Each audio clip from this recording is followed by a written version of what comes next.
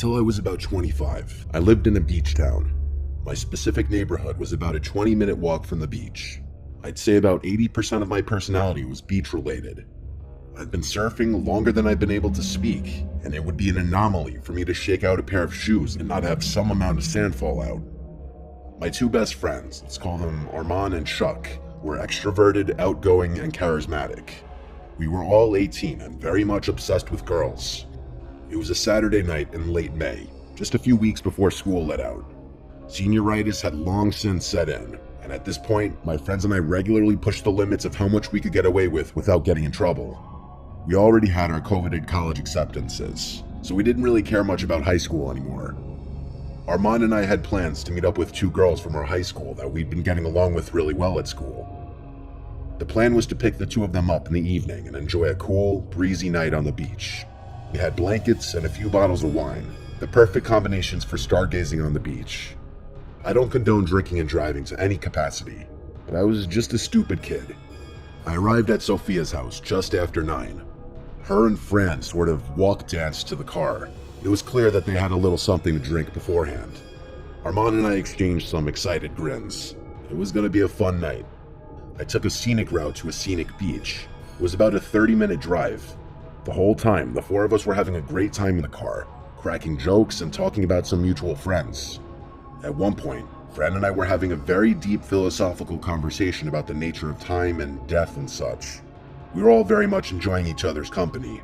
The specific beach I had chosen had a dirt path that you could drive a car up. From there was a more narrow sand path that we would walk. The path was actually pretty steep, but I had picked it because we were less likely to encounter any other people at such a secluded spot. Furthermore, this beach was further away from the main boardwalk, so the sky would be clearer for stargazing. I thought of everything. I parked my car as far up the dirt road as possible, and the four of us hopped out. Armand and I carried the blankets and wine. Fast forward through the boring stuff. After a few hours and an empty bottle, Armand and I found ourselves separating. He and Fran walked up the beach, and Sophia and I walked in the opposite direction. After being separated by a decent amount of distance and darkness, I threw my blanket down, and we drunkenly fell asleep on top of it. Before anything happened, Sophia tensed up. At first, I thought it was something that I had done, but then she whispered something. "Do you hear that?" I focused my attention and strained my ears, trying to hear something other than the gentle crashing of ocean waves. I assumed she was just drunk, but then, to my surprise, I did hear something. It sounded almost like a whirring, like the sound a small engine would make. The sound seemed to be moving around. I couldn't pin down where it was even coming from. Then it seemed to fade away into nothingness. "It's nothing," I assured her, eager to resume what we had been doing. And that's what we did. Soon after, I fished my shirt for the sand and shook it out before throwing it over my head. Just then, Sophia, who was still lying on the blanket, shrieked. I whipped around to look at her and saw she was pointing up at something. I looked up, but couldn't see anything besides the blackness of the sky. I sat down next to her to get a better angle, and I was horrified. From her point of view, the moon was perfectly aligned with what appeared to be a drone floating directly overhead. It hovered a little while longer before zipping up into the dark sky and disappearing out of sight. It all made sense. The noise that we had heard before was 100% the drone. I got angry at myself for not realizing at the time. I then got sick at the thought of being watched that entire time. I glanced over at Sophia and could tell she had the same exact feeling. She put her head in her hands and started crying. I consoled her as best I could before suggesting we walk back to the car. The two of us made it to the car to find Armand and Fran already there. I quickly explained the situation. The two of them were dumbfounded, and I could feel the joy in the air literally being sucked out. I began driving in silence in the direction of Sophia's house, eventually trying to lighten the mood with some conversation. It didn't work though. The girls agreed that they didn't feel safe going home just yet. It was a Saturday night, so I didn't mind staying out late. I asked if we could hang out at either of their houses. They both shook their heads, saying their parents wouldn't allow it.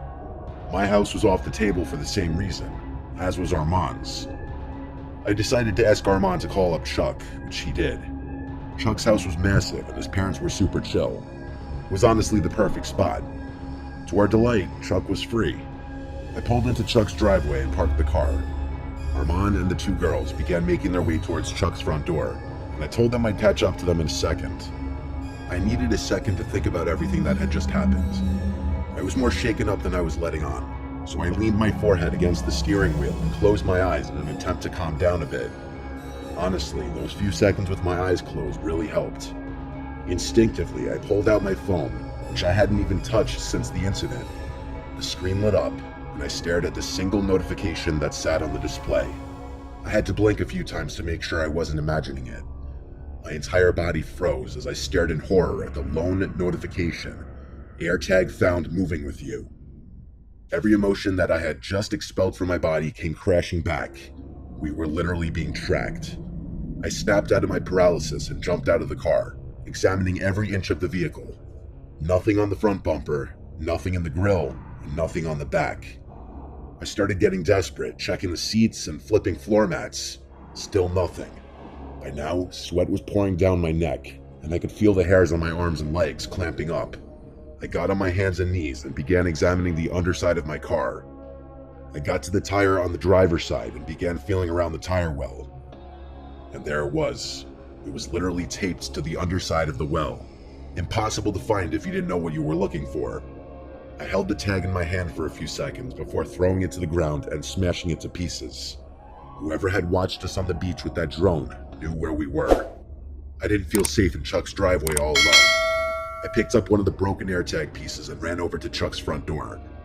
I told everyone what I had discovered, showing them the AirTag pieces to prove it. They were even more horrified than I was, especially the girls. They checked their phones and saw the same notification. Chuck was particularly pissed off because we had been potentially tracked back to his house. After the panic subsided, we spent the rest of the night in Chuck's basement and ended up sleeping over. A couple weeks passed and nothing happened. Honestly, my friends and I were glad to forget about the whole thing, assuming it was entirely in the past now. The only way we could rationalize it was that some creep wanted to watch some young adults hook up on the beach and track their car to scare them. It was chilling to think about, but we were relieved that the situation hadn't escalated. One Sunday morning, about 3 weeks after the incident, I got a call from Chuck. He screamed through the phone for me to drive to his house as soon as possible, which I did. When I got there, he was standing in his driveway with a concerned look on his face and some paper in his hand. I was confused until I realized what he was holding. They weren't papers, but rather pictures. I examined them more closely. Pictures of me from that night on the beach. They were grainy and dimly lit, but you could clearly see Sophia and I in revealing fashion. I was disgusted. I could only imagine how Sophia would feel upon finding out. Not knowing what to do, we called the police and explained the situation. They told us that there was essentially nothing they could do, but we insisted that they at least scan the photos for prints. They eventually got back to us saying the photos turned up nothing. Sophia was terrified that whoever sent them would try and blackmail her, and I feared the same. The experience was downright traumatizing. Luckily, nothing ever happened after that, probably because we had gotten the police involved. Sophia was never quite the same around me after what happened, and I can't blame her. I can only hope those pictures don't turn up later in my life.